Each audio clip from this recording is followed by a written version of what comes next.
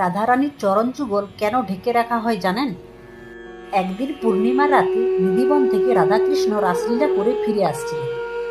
তখন শ্রীকৃষ্ণের দৃষ্টি রাধারানীর চরণের উপর পড়ে। সেখানে ব্রজের ধুলোবালি লেগেছিল।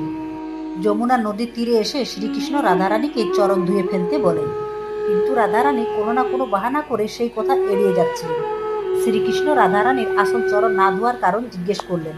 রাধারানী খুব সুন্দর কথা বললেন, আমার চরণ থেকে যা একবার লেগে যায় তাকে আমি কখনোই মুছে ফেলতে পারি না। এত করুণাময়ী রাধারানীর চরণ এই কারণে সমস্ত ব্রহ্মাণ্ডে অত্যন্ত দুর্লভ ও অমূল্য মনে করা হয়। তাই বৃন্দাবনে রাধারানীর চরণ সবসময় ঢেকে রাখা হয়। কোনো বিশেষ অনুষ্ঠানে রাধারানীর অমূল্য চরণ সাধারণ মানুষদের দেখার সৌভাগ্য হয়।